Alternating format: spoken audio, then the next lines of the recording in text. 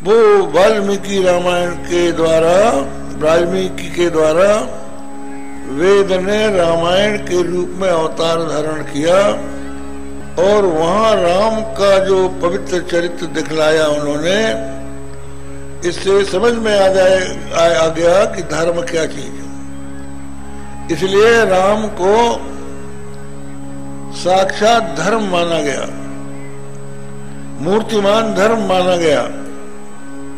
जब रावण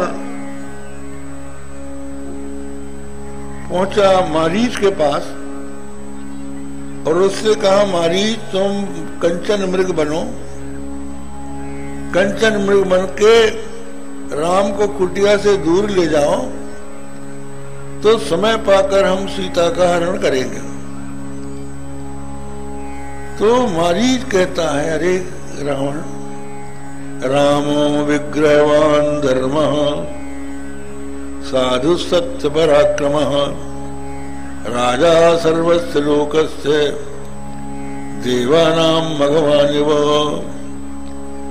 अरे रावण, राम साक्षात मूर्तिमान धर्म है, साधु है, सत्य पराक्रम है, और जैसे देवताओं का राजा इंद्र है वैसे अनंत ब्रह्मांड का स्वामी राम है।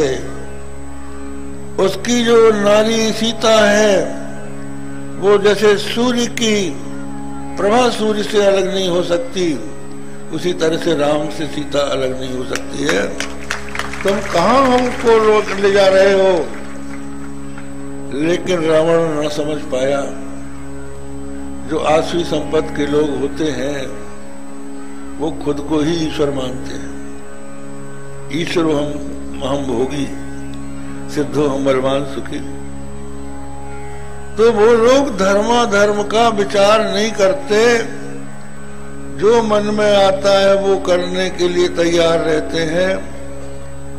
तो रावण न माना, सीता जी का हरण करने के लिए कंचन मृग मारीच को बनने के लिए बाध्य किया। सीता जी का हरण हुआ। परिणाम क्या हुआ? ये माना जाता है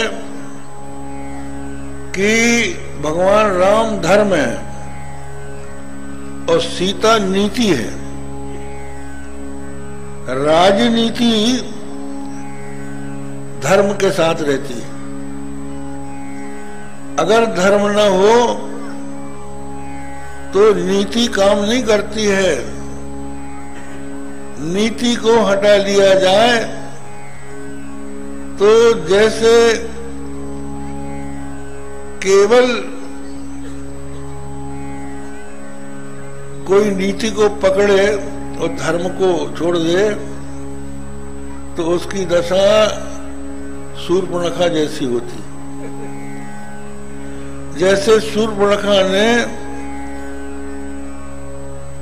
राम को पकड़ा, राम धर्म है, धर्म को पकड़ा लेकिन नीति को खा जाना चाहा, तो बिना नीति के धर्म काम नहीं करता और बिना धर्म के नीति चल नहीं सकती। इसीलिए धर्म के ऊपर नीति होना चाहिए। नीति और धर्म का जोड़ा है। लोग कहते हैं कि हम धर्मनिरपेक्ष हैं, तो धर्मनिरपेक्ष हो मानो तुम रोटी निरपेक्ष हो जाओ, कपड़ा निरपेक्ष हो जाओ, ये नहीं चलेगा। धर्मनिरपेक्ष रहकर मनुष्य ही नहीं रह जाएगा। मनुष्य में और पशु में यही अंतर है कि मनुष्य धर्म को मानता है और पशु धर्म को नहीं मानता। पशु कहीं भी लोग शंका कर देता है, कहीं भी गोबर कर देता है, कहीं भी संतान पैदा कर लेता है, लेकिन मनुष्य जो है सोचता है कि क्या करना चाहिए। शास्त्र किसको कहता है कर्तव्य और शास्त्र किसको कहता है अकर्तव्य। तो शास्त्र के अनुसार जो चलता है वही मनुष्य है। मानवता की बात अगर कोई करता है उससे पूछना चाहिए कि मानवता क्या है। यदि धर्म को हटा दिया जाए तो मानवता और पशुता में कोई अंतर नहीं रहेगा। इसलिए धर्म को मानना ये बहुत आवश्यक है।